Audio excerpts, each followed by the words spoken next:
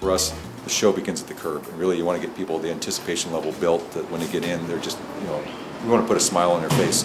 And my personal opinion is, if somebody is already happy before the show is even started, it almost doesn't matter what they're going to see. They can see any kind of performance, and they're just going to remember it well because they just had such a great time when they're in here. Now this has all been restored. The ceilings we've gone through with our paint restorers. You scrape down the original paint, you go down, it's like a little archaeological project. You go back in time through the layers to find what the original first layer was, and that gives you the colors, and then you have to go through and start mocking them up.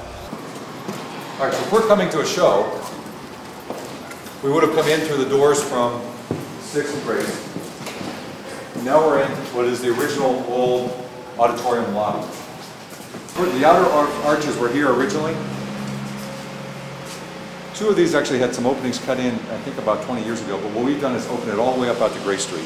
Well, people coming out at intermission needed to go to usually a bar or a restroom, and they're all milling around in this area, and so we have about 900 people on this level squeezed into this space, either looking for the restrooms or in line for the bars, and no room to move to do anything else. So doubling the floor area here, it's allowed the people to spread out more.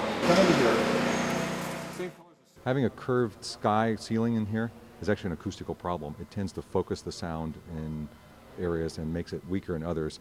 What we've then come in is with what are called adjustable acoustic options, and we have the ability to dial up or dial down the amount of reverberation in a room. So an orchestra typically wants about 2 seconds of reverberation time in the room, how long the music sort of hangs in the air. But for, let's say, something that's a show that is amplified, too much reverberation muddies the sound and you can't hear the spoken voice anymore. So then we need to take down the reverberation time to make it so it's clearer and easier to hear. How do you do that? All right, so, well, we have some adjustable acoustics, and what you can't see is in some areas where there are curtains and other things that we can pull out or deploy. And then we also have electronics with speakers where we can adjust it from a standpoint of sort of keeping the sound in the air more than it might have been here originally, primarily because this room wasn't initially designed for that.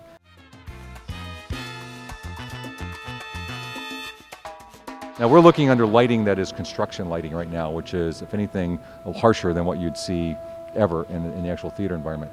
But we've got this blue vaulted ceiling overhead. That is supposed to be the sky. And when this was originally built, there were little lights in there that were the stars. And we have refurbished all of those. The stars now, instead of having separate incandescent lamps around, we've done it through fiber optics. We've worked through how to get them to twinkle. And with fiber optics, you can, without giving away any secrets, you can basically vary the light intensity. And with every star, there's a different number of strands going into it, so you can get the twinkle effect. Around the perimeter of these parapets, then there are additional lights that will give you the glow to the horizon. So you'll get sort of at twilight. What we can do is take it down from fully illuminated to sunset. We have red, orange, yellow, and then we can take it down to a twilight glow around the edge. And that's when the stars will start to become visible. And meanwhile, the clouds are in place. We have reflectors overhead as well that will then allow an orchestra or anything on stage to reflect the sound back into the auditorium.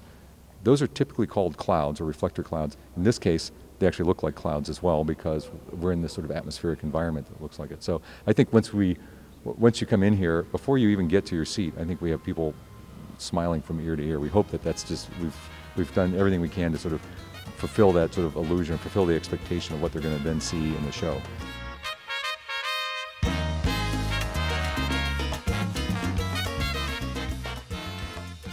It's a flat floor space we have the ability to put in rake seating, but it's meant for smaller types of performances, for smaller community groups who cannot sell or cannot fill an 1,800-seat theater.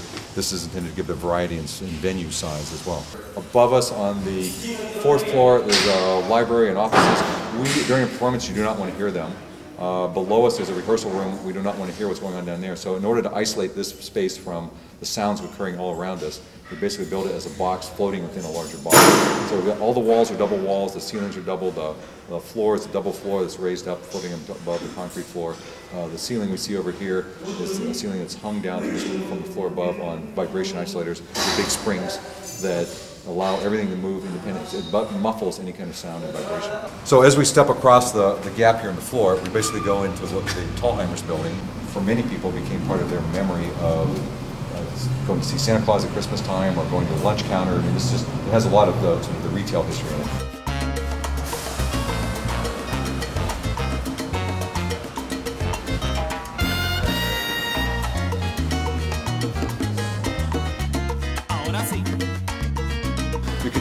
a jazz venue, it can be for a small chamber orchestra, it can be the chorus recital, it can be a staging area for when you have the Nutcracker going on and you need a place to put 60 kids. So this is a large flexible space, but it's basically intended to wear many hats. But it's interesting, it's all found space. This was what was in the old Thalhimers department store, and with the volume of the space, it's great. I mean, you're really looking up at about 25-foot high ceilings. This one will get a pipe grid in it for more theatrical lighting. This one will be as it is over here. It's just a high space. And this goes up. Yeah. This goes punches through. All the way up to the second floor. That used to be the mezzanine in the old Thalhimers building. So I think the lunch counter used to be up there. Yeah, exactly.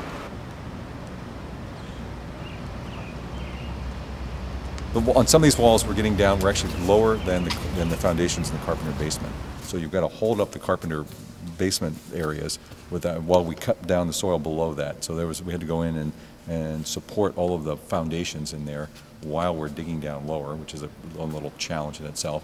And then this is a case where we're pouring vertical concrete. We're up about 30 feet here, which is itself even a challenge. So it's 30 feet to the top of the concrete, which is where the black stops on the paint, and then 40 feet of steel and concrete above that.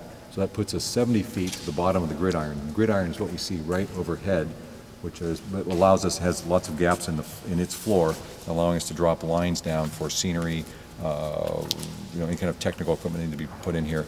And then it's 10 feet above that to get the stagehouse roof. So the stagehouse roof is about 80 feet above us right now. The whole point is to try and draw them from their cars or from their curbs over to see what's on the marquee or coming to the box office and sort of set the hook. We want to get people excited about what's going on stage.